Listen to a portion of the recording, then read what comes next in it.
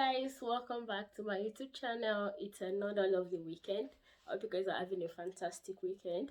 So I'm sure you guys are thinking, from looking at the title of this video, like, what does Biola mean?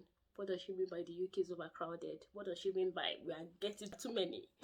Well, anyway, it's based on this message that I received. I'm going to show you guys the message. It basically says, "Hi Biola, I'm thinking of coming to the UK for my master's program, but my friend in the UK told me I should look at other options because there are too many international students in the UK currently and not enough jobs. What do you feel? Should I go to the US or Canada?" So when I got this message, it made me laugh because I've been seeing it in different places, like, oh, the UK is getting overcrowded, like so many international students now. And maybe this person's message or what the person's friend is telling them is true to a certain extent, because even I read it somewhere that the UK government also said that they've had like a record number of visas given out within last year and this year. Let's try and find out where it says that. Okay, guys. In 2021, the UK gave out a record number of study visas, 428,000 for 2,800 guys, just for study visas, man. Guys, so that's it. So while it's true, I don't want anybody to be discouraged. This video is just basically going to be me giving you guys my take on that topic and also additional tips on life in the UK, basically, especially as an international student, and to motivate people that want to come. Okay, guys, so I have like 10 advice to give you guys. So the number one thing is, if you're coming to the UK or you're already in the UK, you have to work on yourself. You have to gather skills, gather experience. Yes, there are so many international students there are so many international students in the UK currently, and there are still more coming. But that does not mean your own job is not out there. Your own job is out there. You don't know. There's many people that are coming that they don't have the same resume that you do. They don't have the same background, the same experience. You have to believe that you're special, you're unique. And even if you don't believe it or you've not done much, then it's time to like work on doing that.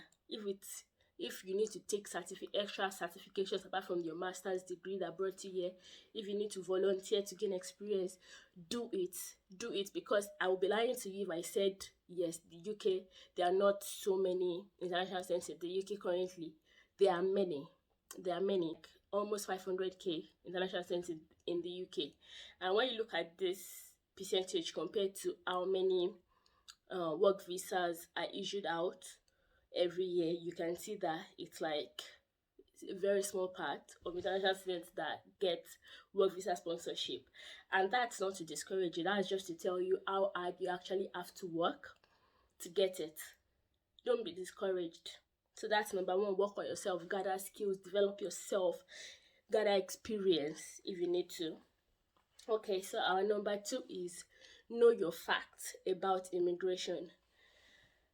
There are so many companies down the sponsorship list. I know I always say this in my videos, but their HR department or the visa compliance department, they don't know a lot about new immigration rules, different updates. They don't know. So you have to be able to advocate for yourself.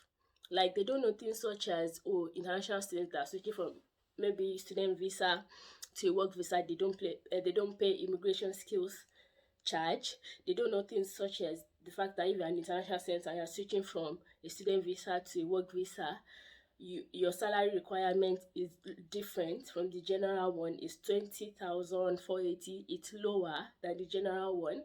They don't know all these facts. So you have to be able to advocate for yourself and be able to promote yourself and who you are.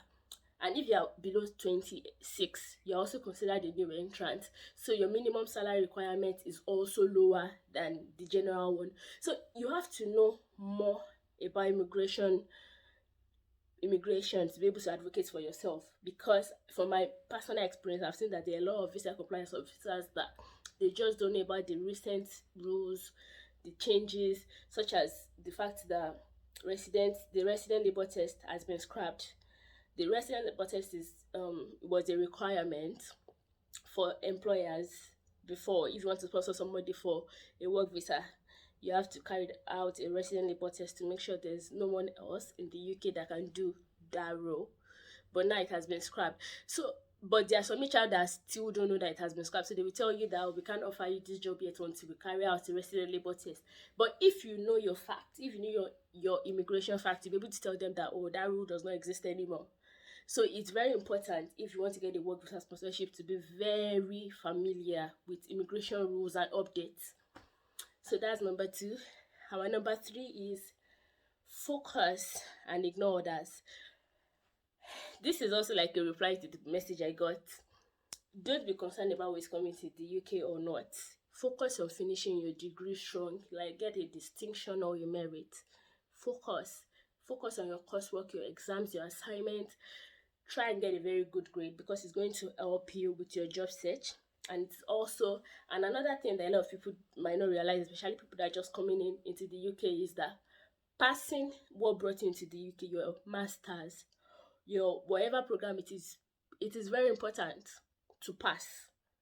Because if you fail, you will not be entitled for post-study work visa, and everything would have been for nothing. There are so many stories that I've seen online of people failing dissertation, people failing exams, and not being able to get their post-study work visa, because you have to, one of the requirements for the post-study work visa is that you have to complete your course successfully.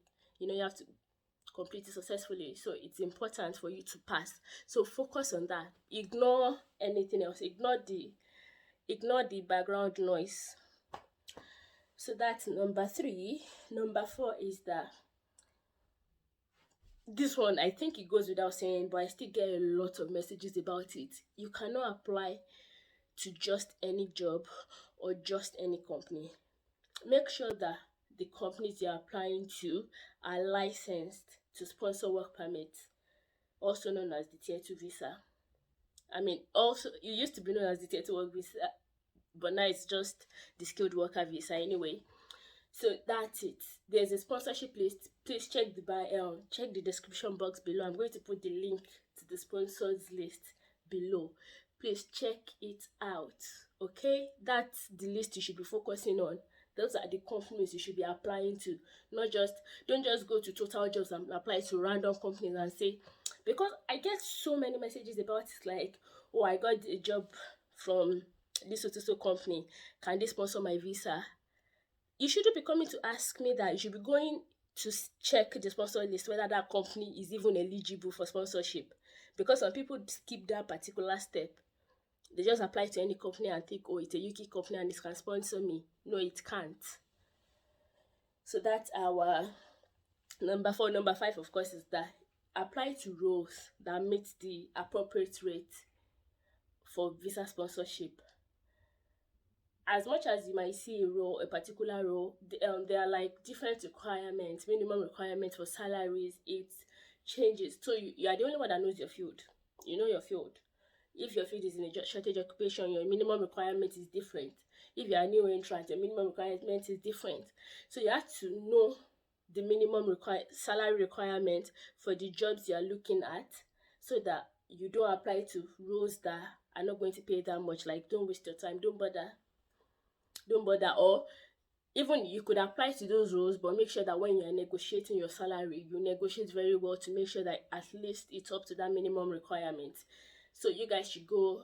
I'm going to put the link to the minimum requirement stuff, salary requirement stuff, so that you guys can see and be able to figure out what's your minimum salary requirement for whatever industry you are in.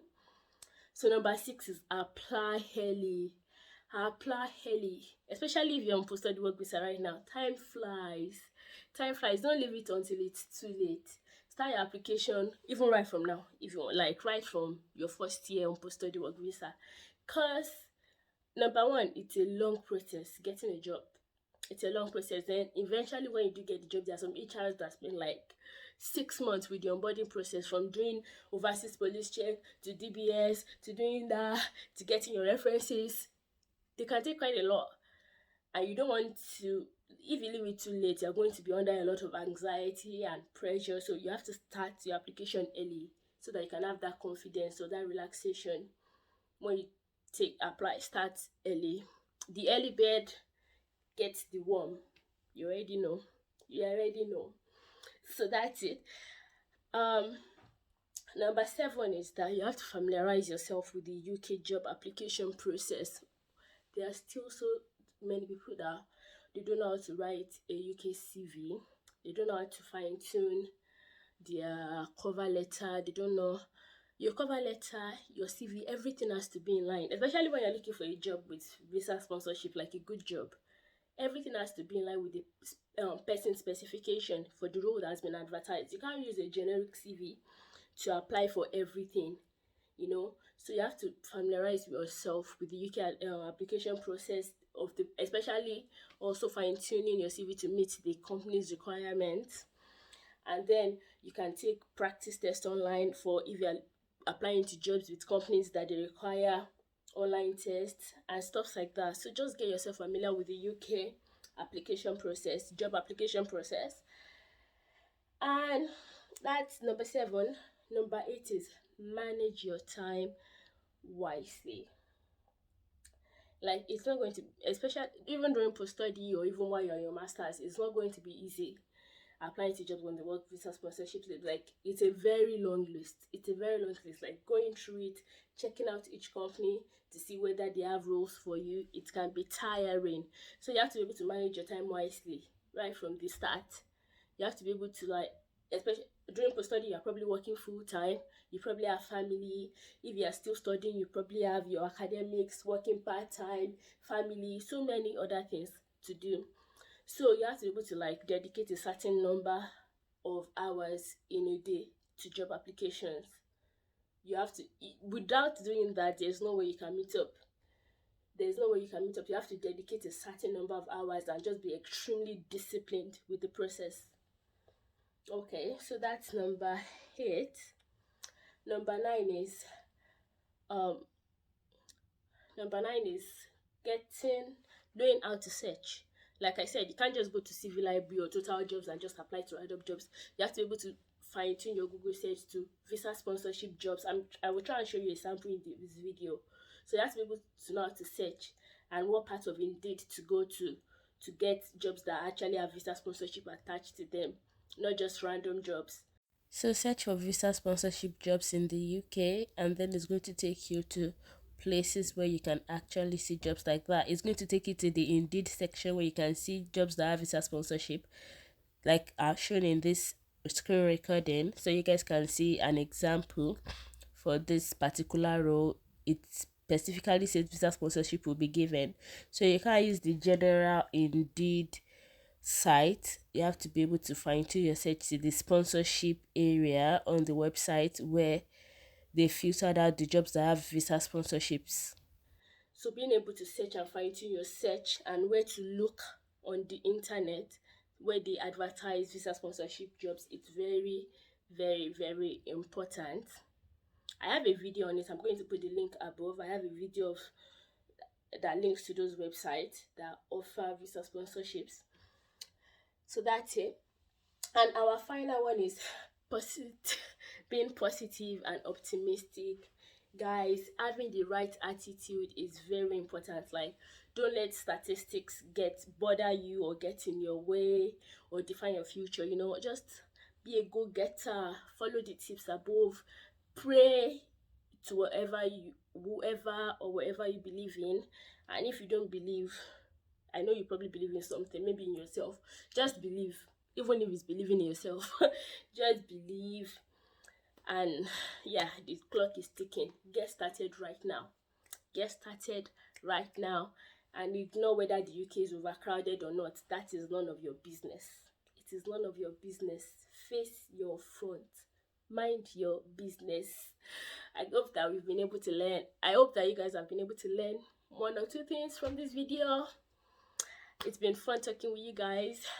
See you guys same time, same place next week. If you've not subscribed to my YouTube channel, by the way, please subscribe. I love you guys so much. Please subscribe. I've got so much good content on here and more even coming.